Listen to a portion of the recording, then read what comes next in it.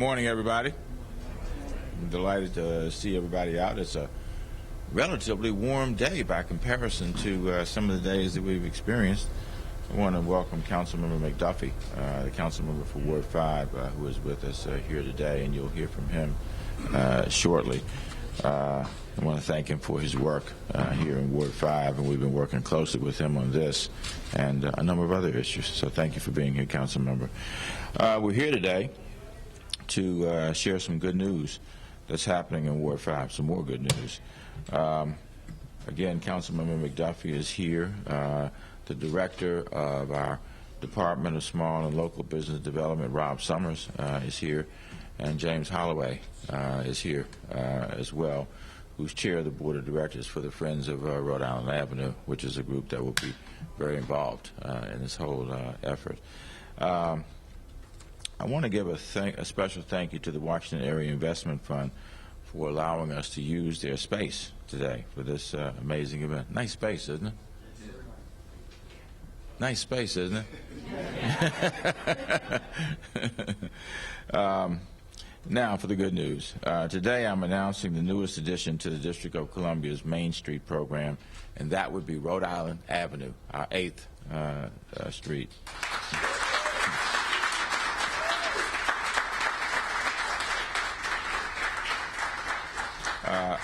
Congratulations to the Friends of Rhode Island Avenue for being selected as a team to manage this newest Main Street.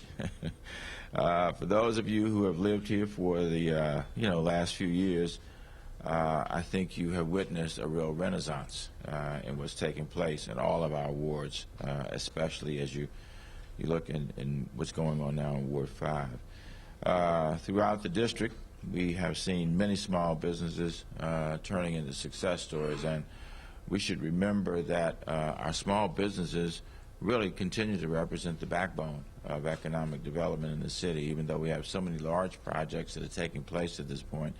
75%, maybe a little higher, of the businesses in the District of Columbia are, in fact, small businesses. In fact, I had the occasion to spend some time on Monday with a group of small businesses on Georgia Avenue that we're working more closely with, even more closely with now. Again, the Main Street program, which I mentioned, is managed by DSLBD, and Rob Summers' leadership is involved in that, of course, has been instrumental in promoting economic vitality through their technical assistance program. Historic Main Streets are much more than bricks and mortar. They represent the cultural fabric of the district and offer another voice for the community and small businesses. A healthy business district improves the neighborhood's ability to attract more customers, and certainly the customers that live in close proximity to those areas. It also attracts tourists, and of course with it attracts revenue. Just this year, and I suspect some of you were there, not a lot of you, 8th Street, which is one of our main streets, drew 75,000 people to its annual festival. And now that has become a symbol of the growth taking place on 8th Street. It's been designated as a main street since 2003, so in about 10 years it has gotten to where it is today. And if you haven't been to the festival, you ought to check it out. Maybe, council member friends, this would be a good time for a Rhode Island Avenue festival. Well, I think it will attract people, and we'll look forward to working with you all to make that happen. Through DSLBD, we've seen the DC Main Streets flourish into a program that has seen an investment of $97 million in public dollars, which then leveraged another $43 million in private capital. So $140 million of investments in the main streets, and we'll continue to try to make that happen. This is just, I think, a smaller story of how DC Main Streets is building a legacy here in the District of Columbia.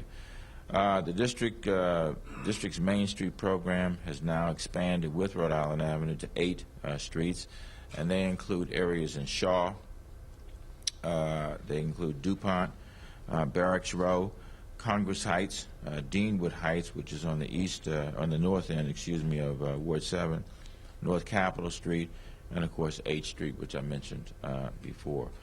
All of them are cutting-edge commercial revitalization areas that promote economic growth and civic pride. Again, this equates to more tax revenue, a stronger local economy, and more importantly, I suppose, a stronger foundation for a healthier and growing community. The funding comes from DSLBD in part, and then from the Deputy Mayor for Planning and Economic Development, Rich Nichols, who's our Chief of Staff, is representing them today. Our Deputy Mayor is in China. For those of you who don't know, we've been working very closely with a number of cities in China, most particularly Beijing, Shanghai, and Suzhou. And we're continuing to see the expansion of business opportunities, which we think will be down to the benefit of every area of the District of Columbia, and to some extent already has.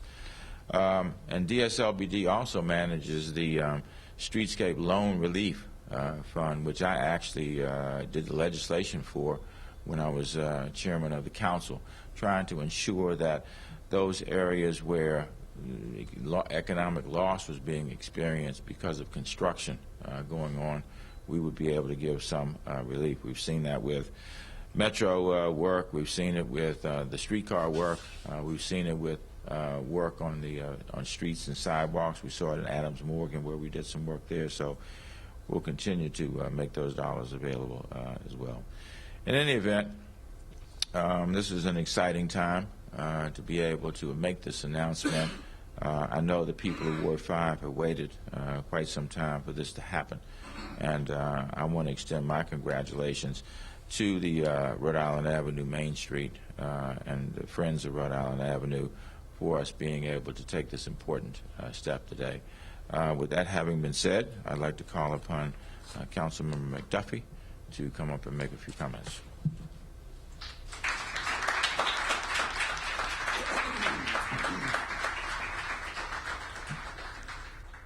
Good morning. Let's try this again and get a good Ward 5 good morning. Good morning. Good morning. There we go. There we go. We are in Ward 5. Let's let everybody know where we are today. We are here on Rhode Island Avenue for a very joyous occasion. And I think we should begin, at least I'm going to begin my remarks by thanking the person who in large part is responsible for making this happen, and that's our mayor, Vincent C. Gray. Let's give him a round of applause.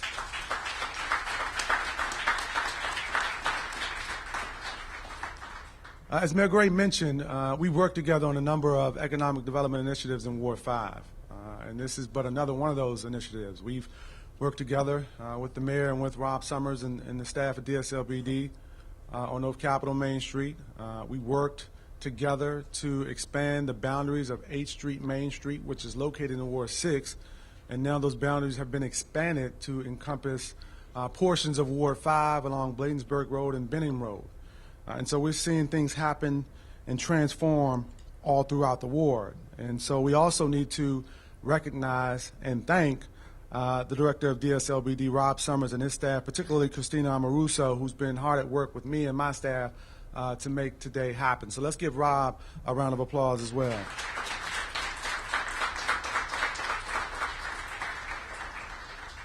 And then we also want to recognize the Washington Area Community Investment Fund for hosting today's announcement.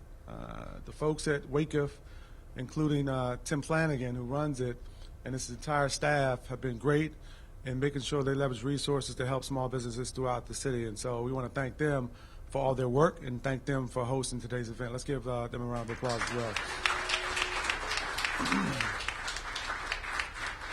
And finally, I want to recognize a couple of ANC commissioners who I believe both are in their first terms, but have been working really hard in Ward 5, particularly in the Woodridge and Langdon area, to see some of these initiatives through and to advocate on behalf of their constituents. And so I want to recognize ANC Commissioner Carla Butler and Antoinette Russell for all the work that they've done in the community. Let's give them a round of applause.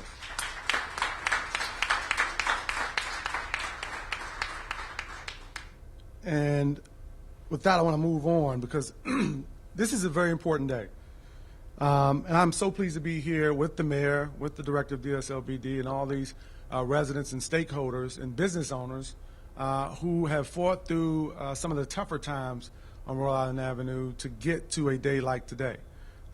What's happening here on Rhode Island Avenue is really a part of my vision. It's a vision of economic development that's driven by small businesses and resident and community input. And so I'm pleased to make sure that all this that we've been hard at work for over the last 16 months, 19 months, is starting to come through fruition to see today happen. Rhode Island Avenue is a key part of their vision as well. It starts from 4th Street. It's a main street, and it starts from 4th Street all the way up to Woodridge and Eastern Avenue. You've got neighborhoods like Eckington, Edgewood, neighborhoods like Brookland, Brentwood, Woodridge, and Langdon that are all a part of what's going on here in Rhode Island Avenue. And we've got restaurants like Flip It, which is sort of in the middle of it, where I had breakfast this morning, which is really delivering a family-style retail to folks here in the ward. And so we're pleased that all of the things are happening right here on Rhode Island Avenue. We've got a full complement of residents and businesses. A lot of the owners are here today to take part in today's announcement. Just up the street, which is also important as part of the revitalization that's occurring on Rhode Island Avenue, is the Woodridge Library, which is about to undergo a $17 million complete rebuild. Yeah, sure.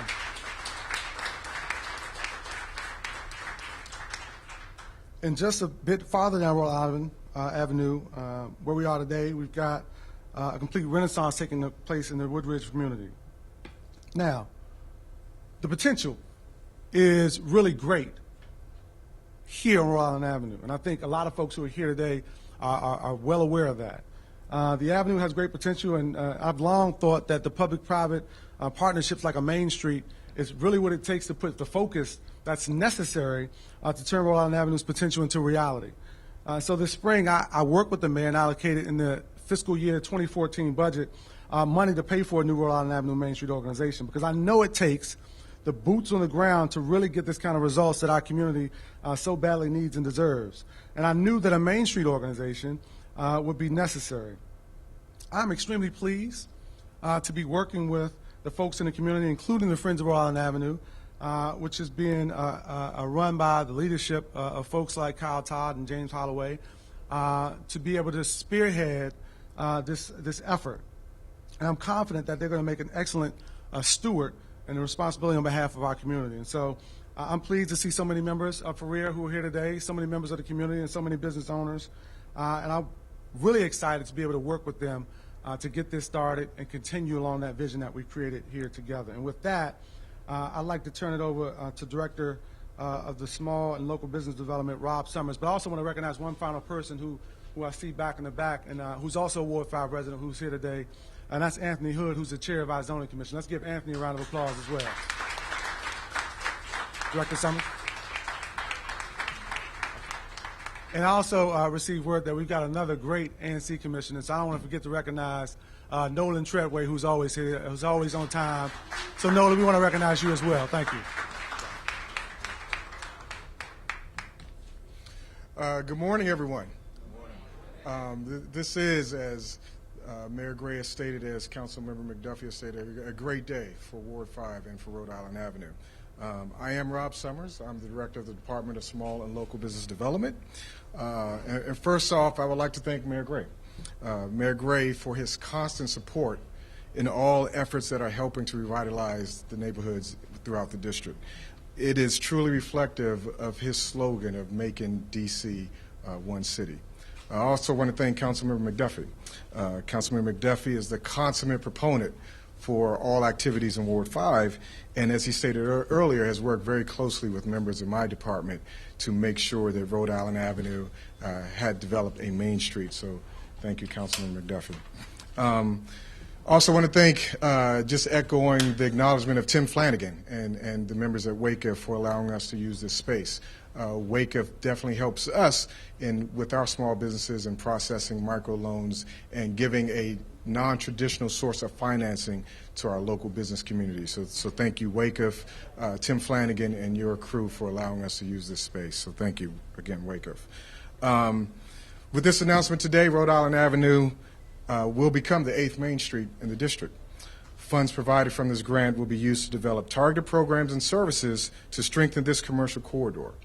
Some of its priorities will include, but will not be limited to, promotional and marketing activities, facade improvements for business storefronts, and the coordination of sustainable community-driven efforts. When successfully done, these efforts are proven to attract new businesses and as a result creates pathways for the creation of new jobs. Having been beneficial in upgrading the image of commercial corridors, the work of the Rhode Island Avenue Main Street will help this attract more customers to this area. Overall, the establishment of the Rhode Island Avenue Main Street fits nicely with elements of Mayor Gray's 5-year economic development strategy. Most notably, as the Main Street program fosters the growth of existing businesses and attracts new businesses to meet the retail needs of the community, this will help end retail leakage and creates a sustainable neighborhood economy. Therefore, congratulations to the Friends of Rhode Island Avenue for being selected as the grantee. I'm sure under the leadership of Mr. James Holloway and Mr. Kyle Todd, and with the help of the rest of the members of the board, DSLBD looks forward to the many successes that are sure to come from your efforts. So congratulations to FORIA, and with this time I present Mr. James Holloway.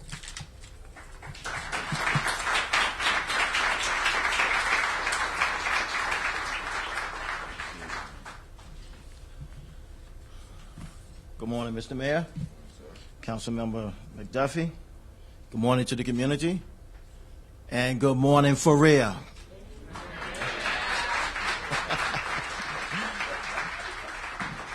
First, and my comments are going to be very, very brief, but I'd like to thank Mayor Gray for his continued support of businesses throughout the District of Columbia, and that's one of the legacies that you'll leave behind.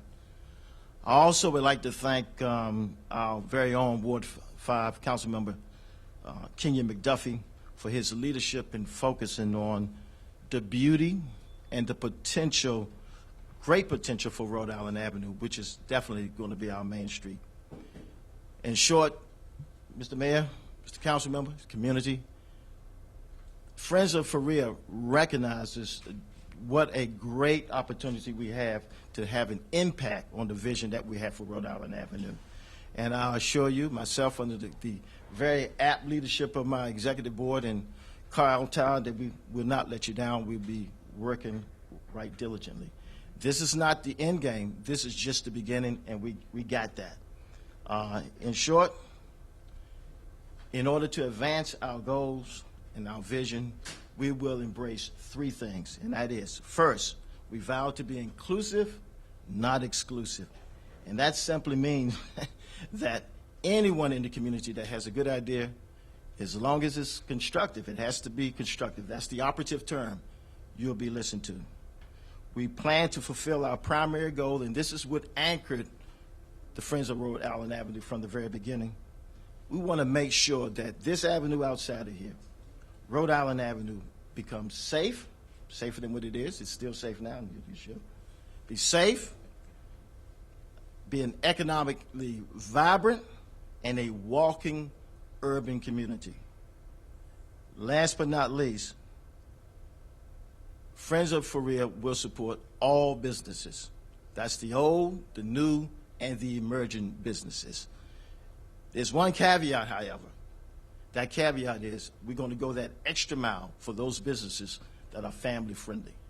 Why? Because that ties into that vision that we have for a walkable urban community.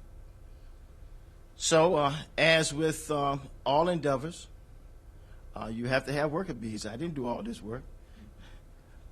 I would be remiss if I did not introduce the members of the board for FORIA. So once I call your name, since everyone's standing, I'm going to have to ask you to make your way to the front as rapidly as you can, and that'll be the end of my speech. So I would like to acknowledge my executive board, Daniela Gibbs-Ledger.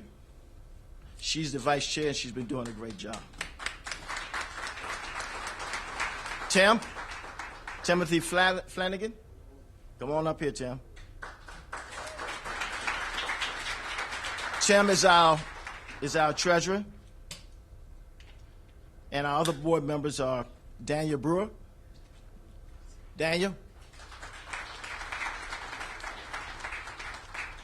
Angela Brock. Kyla Butler.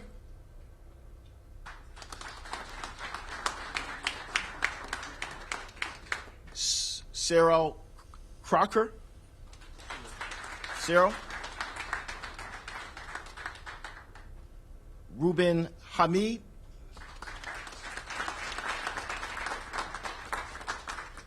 Daniel Henry.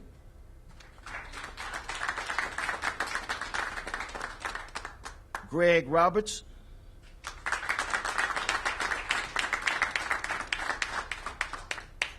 Nolan Treadway and Baby Treadway.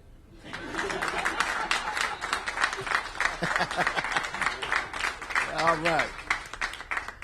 And one of our newest members, Deatrice Simpson. She's here.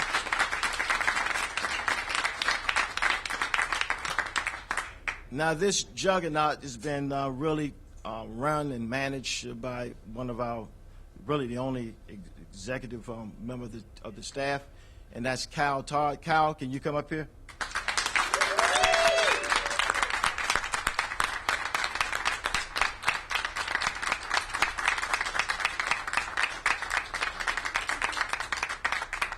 And there's a host of volunteers that we have, too numerous to mention in this setting.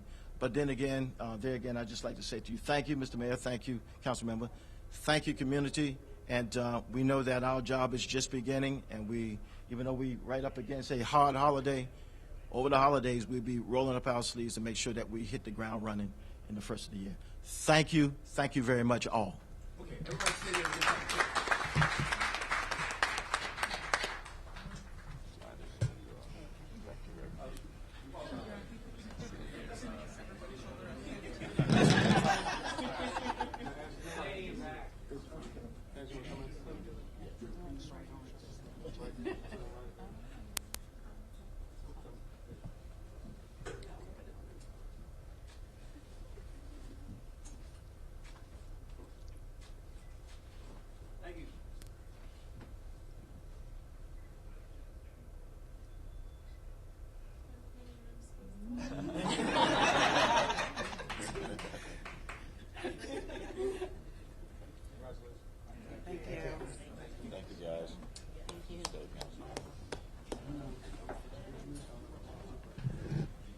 All right, we'd be happy to take any questions that you all may have with respect to this new and what I think and others think is a very exciting development here on Rhode Island Avenue and in Ward 5.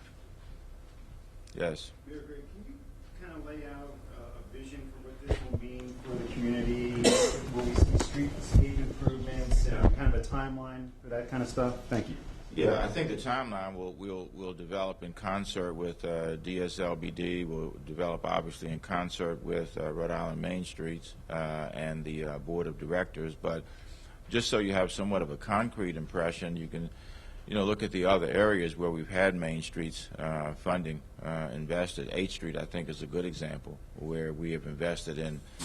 We've invested in businesses there. We've invested in streetscapes. We've invested in other efforts to upgrade the businesses there. So it's really an effort to be able to bring about some synergy between the businesses, especially the small businesses in this area and by example, the other areas like 8th Street, and to develop a strong business association for the area that we would look to develop through the Main Streets Board here, through the council member. But again, I would use the illustration of the other Main Streets programs, the other 7 in the District of Columbia, in terms of where we're trying to go with this. Again, I don't think we'll ever have a situation where we don't have small businesses being the heart of business in the District of Columbia, despite the fact that we have mega projects going on all over the place. But still, the lion's share of the businesses will be small businesses. We want to do what we can to support them and make them attractive places for people in the immediate community and elsewhere to want to come and do business there. I think too, developing synergy between the businesses is one of the most important things. We have lots of small businesses that may not have that kind of relationship to one another, and I think this provides an opportunity to be able to do that. Rhode Island Avenue is to me, it's a wonderful street and has been for many, many years in the city. As someone who grew up in this city, I know Rhode Island Avenue well, all the way from Mount Rainier, all the way to the other side of the city. I mean, where we go, 17th and Rhode Island Avenue Northwest, it goes almost across the entire city. That doesn't encompass all of Ward 5, of course, or the wards other than Ward 5. But the idea would be to take this as one of the major thoroughfares in Ward 5 and turn it into an area where small businesses can grow and flourish. Sure.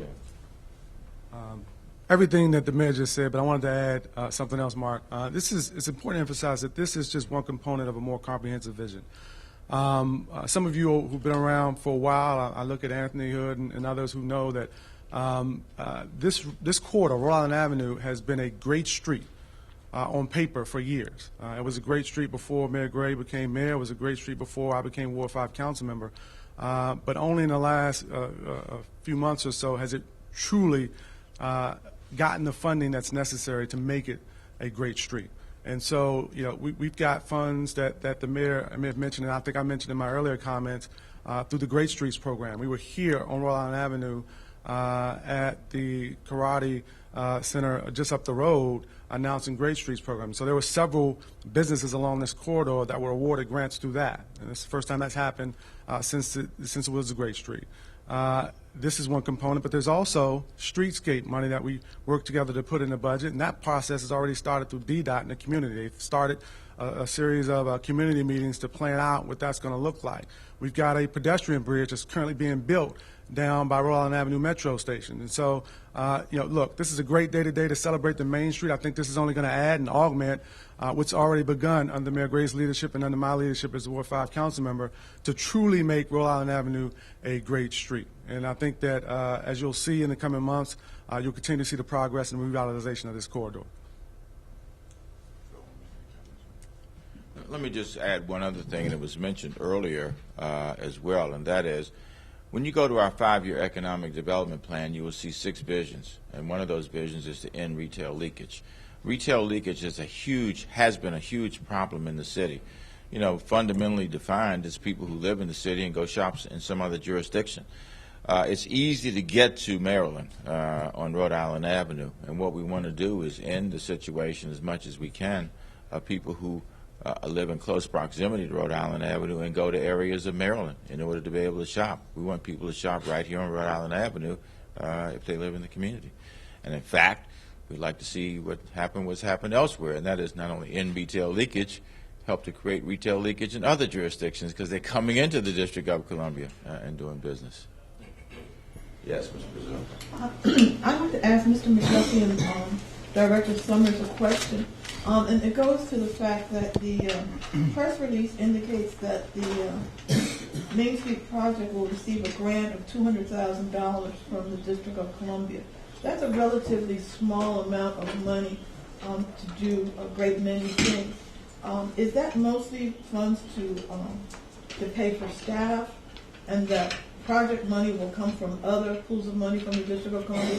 How do you envision this relatively small amount to be? And is that $200,000 for the remainder of this fiscal year, or how does the sequence work there? No, and very good question. So the $200,000 is pretty much a startup cost, and those efforts or those resources go into, there are some administrative fees tied to that for the workings on the street, but then the remaining of the money goes to operational costs. So what happens is there's funds set aside for technical assistance to the businesses, there's funds set aside for facade improvements. Now, to your point, there are a lot of projects that will be happening, but the funds are just more of seed money just to get things going. So there also is a fundraising aspect to the Main Streets, and the Main Street organization will be raising funds of their own to help augment the other costs.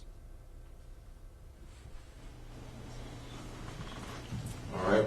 Additional questions on Rhode Island Main Street? So what do you think about the festival, guys? Oh, it's coming.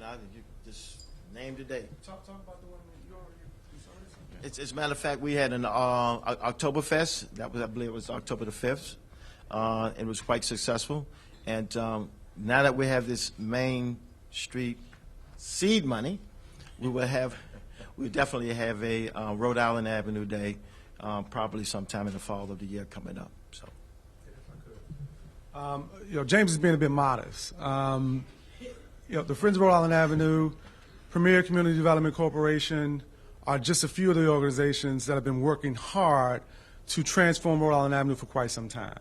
And where you see things happen organically in other parts of the city, it's been because of the efforts of those organizations that I've named, but you've seen the progress happen along Rhode Island Avenue. You see what's happening on the northwest side in Bloomingdale, where you've got smaller restaurants that have opened up. You see what's happening at Rhode Island Row, where you've got phenomenal restaurants like Salatai. You've got a Carolina Kitchen being built out right now. You've got a Chipotle. What we've been trying to do as a part of that vision, and I've been working with the mayor to do, is to harness all that economic development activity that's occurring on the lower portion to spur further economic development up the corridor. When you go across the border into to Mount Rainier and Hyattsville, you see the Arts District, you see some of the things that are happening in there.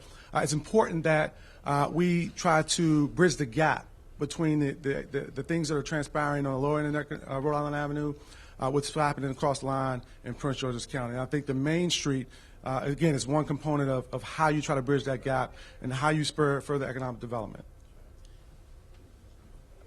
I would just like to speak to the richness and the great potential of Rhode Island Avenue. It may be lost on many folk that arguably Rhode Island Avenue is part of the longest contiguous roadway systems or highway in the nation, starting from Bangor, Maine, all the way down through the Florida Keys. So with that, and Rhode Island Avenue is sandwiched between all of this, with that, this tremendous historical potential, not to mention the tremendous amount of history that's taken place around this avenue. So we are quite optimistic about our ability to attract more businesses and to enrich this community with a rich history that Rhode Island Avenue has and shares. All right. Any further questions or comments on that? All right. Those who were here just for this aspect of the morning, you may take your leave if you wish at this stage, and then we'll take a minute or two to give those who want to leave an opportunity to do so, and go on to any other more general questions that folks may have. Okay. Thank you. Okay. Okay. Roll call. Yeah, and I was wondering about your underground utility project. Underground project. Yeah, it was in committee. They recently Jack Evans added a proposal that would allow for 75% of the labor to be contracted locally. And I was wondering if you're optimistic that the council is going to move forward with that and that the project will be started within a reasonable timeline. Well, this is a project that we worked on heartily. Our city administrator, who's actually on the China trip at this point, led a task force that I put together along with Joe Rigby. They co-chaired it. So one, we're very excited about the underground and getting underway, and we're glad that the council has now moved on and marked up the work that we did. I'm optimistic. I wish it were 100%. That's what we're shooting for, because there's going to be a lot of money spent on this work. I would like to see as many of these dollars kept in the District of Columbia as possible. It obviously will bring a lot of relief to those who experience power outages on a regular basis, but it also will be yet another opportunity to employ residents of the District of Columbia in well-paying jobs. Okay. Oh, I'm sorry, Sam.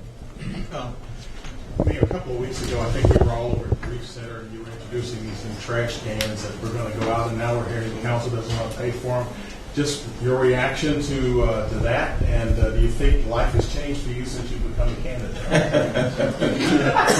I think I'm always a candidate. I think when you're in this job, you always are being judged in your performance. And as I said before, I think your record is a big part of what you run on. I think a mistake was made yesterday. I think a case was made by us, a case was made by the CFO that there was no untoward impact by reprogramming the dollars from the retirees' health benefits. It's clear that the CFO, which is an objective body, has underscored that with the investments we were proposing to make, which is around $90 million, that it was actuarially sound, that there would be no untoward impact on paying the premiums for those retirees who depend upon that. I think what Chairman Mendelson said yesterday was that he didn't have a problem with the with what we were trying to do. He just had a problem with the funding source. I didn't have a problem with the funding source, nor did anybody in the CFO operation. So I don't know. You have to ask people who voted, whether they thought it was because I am, the mayor and a candidate at this stage. I don't have an answer to that. I know one thing. I know that it was an important thing to do for the District of Columbia, and we have in the budget now about 20% of the cost of the super cans. And it wasn't just super cans. There were other things that were being included in that as well, for a total of about $17 million. I think the super cans were, I don't know, maybe 9 to add to the 2 that we already have in the budget. Were you surprised that you got no support on this? I was surprised, yes, that it wasn't. I was surprised it wasn't approved. I think it should have been approved unanimously. I don't think you will find anybody who says they are opposed to super cans. It is a good thing to do. It is the right thing to do. And again, I thought it was a fairly arcane argument that was made. We have one of the most sound, actuarially sound funds in the nation paying for benefits like this for retirees. And that was demonstrated by the past, and it was frankly corroborated by the CFO. So, Mayor Gray, could you tell us what's the future of new super cans? Is this the end of it, or can you find money elsewhere for them? Well, one can't be the end of it, because we already had 20% of the cost in the budget in the first place, Mark. So we'll move ahead with that. I think it's an important thing for the people of the city to be able to say that people will get a new super can or a new recycling can. I think it's an important thing to do. So we'll go back to the drawing board and see if we can find what should have been heartily supported, money for what should have been heartily supported yesterday. So if you have, I'm sorry to harp on this, but if you have 20% of the money, does that mean 20% of residents will get cans, or how would it work if it's only partially? Well, based on what we have now, that's all we have is 20%. We have 20% of the money. The idea originally, Mark, was to try to do this over a period of 5 years. We recognize the importance of this to the people of the District of Columbia, and we were trying to accelerate it. I still think it should be accelerated, and if we can find the money, we'll do it. But at a minimum, we have 20% of the $10.5 or $11 million that will be required to do that. That's already in the budget that was adopted by the council, which, in my opinion, underscores what people think is the importance of doing this in the first place. So at least some people are going to get some new trash cans. That would be 20%, wouldn't it? Matt? Mr. Mayor, on the land swap for the DC United Stadium, can you kind of give us an update on where that stands today? And Sam referenced the Reeves Center. There was a meeting last night talking about possible future for that property. Jim Graham has said that he wants to preserve some level of daytime traffic in that building or in that area. What's your vision for that space? For the space at 14th and U? Well, I think we're continuing to work with. I think Acridge is the one that's going to work on that. But let me answer your first question. What I thought was a question. That is, we expect by the end of the week to be able to have a legislative package that will go forward to the council to move on this. As far as 14th and U is concerned, I would envision it probably being some sort of mixed use, Matt, residential, office, probably some retail. That's fairly consistent with what we've done across the city. But to some extent, that would depend upon the the developer as well. I don't know, Tony, if you have anything you want to add to that, but I think that's where we see it at this stage. Again, let me just underscore, since you raised it. The Reeves Center, and what it does is simply moving to the east end of the city, which we think will be a tremendous catalyst for development in areas of the east end that continue to need that kind of catalyst. Good Hope Road in particular, down in close proximity to the DHCD, Department of Housing and Community Development. So if you want that space to be mixed use, will you ask Acridge for anything in particular in that space? Will you ask them to keep it at a certain price level, or will there be any presence of community groups and that kind of thing that Jim Graham is raising an issue with? Well, those discussions are ongoing, and they will continue. Acridge has been a good partner in the past in working with us, and we look forward to continuing to work with them. As far as specifics on that, I'd be reluctant to go further with that at this stage. Obviously, affordable housing continues to be an important thing for us. We're investing $187 million in affordable housing, and we have some requirements around affordable housing excuse me, in the city, and we obviously would like to see housing to be affordable to the extent possible in that corridor, which is very hot at this stage. So as far as the package that you hope to have final by the end of the week, are all the players ready to go here? Is everybody signed on? You want to add to the details of that, Tony?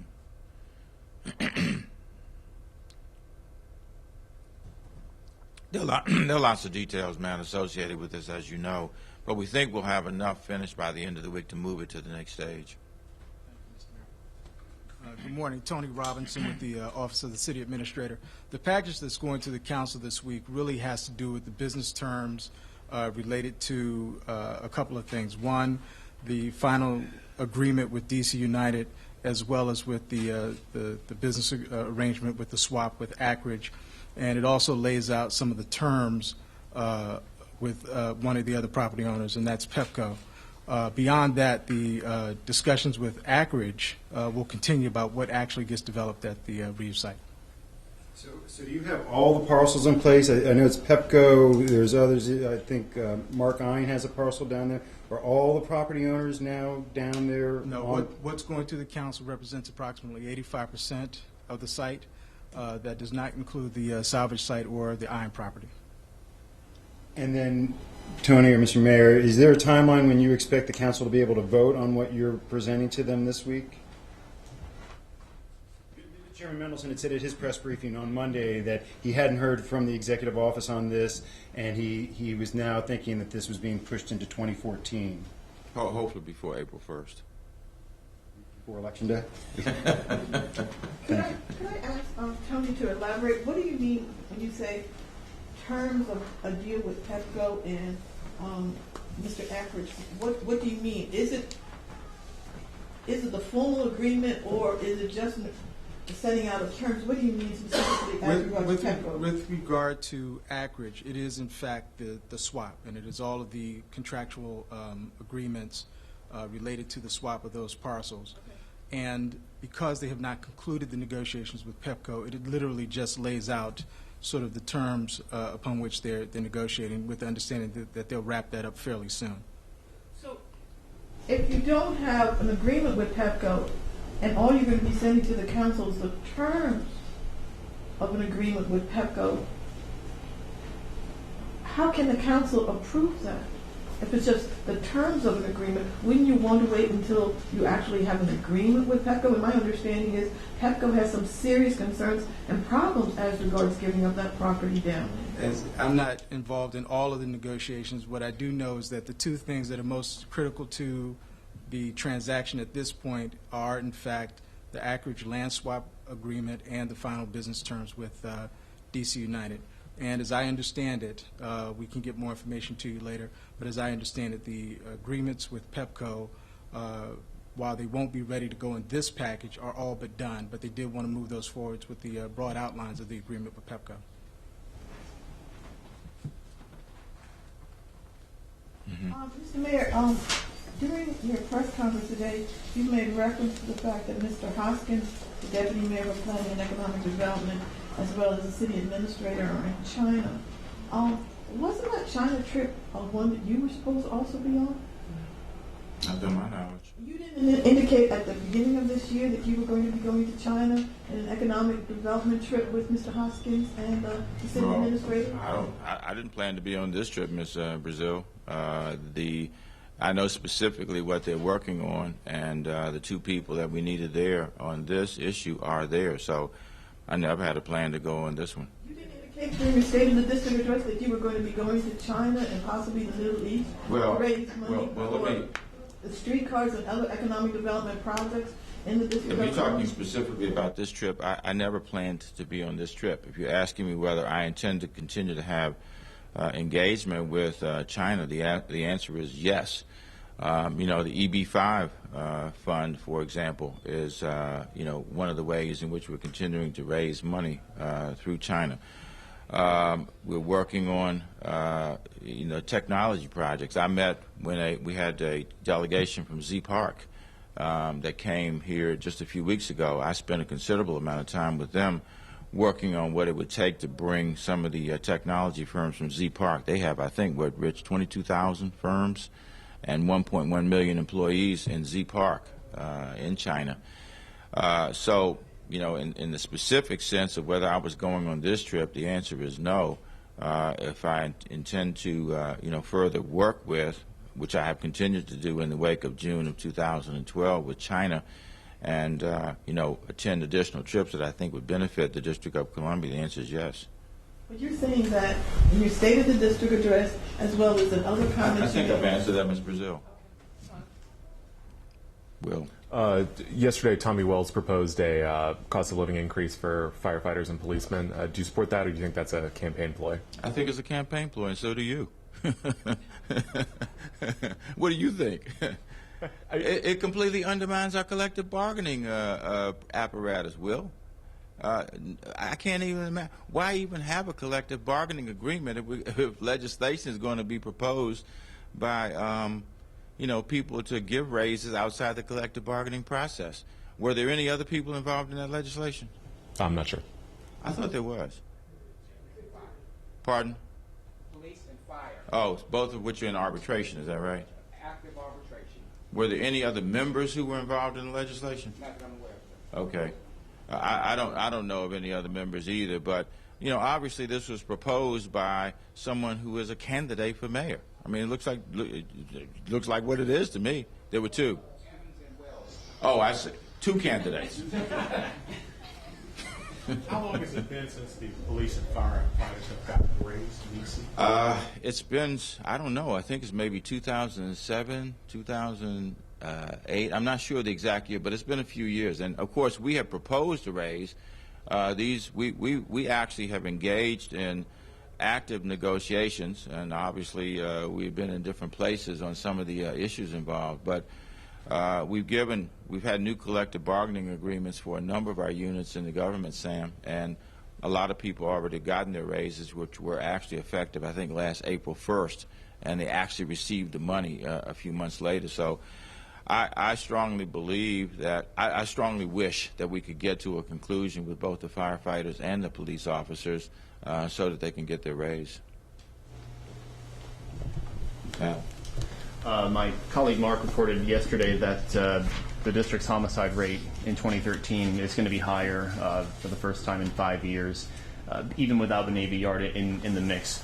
I'm just wondering, what's your reaction to that, and have you had any conversations with the chief about how 2014 might be different? Are there any changes or plans in the works to make any adjustments? Yeah, we certainly are. I'd ask Deputy Mayor Kwanda to come up and join me on this one. We were at 88 for all of last year, and obviously we're getting down to the end of this year now. We are at 103 at this point.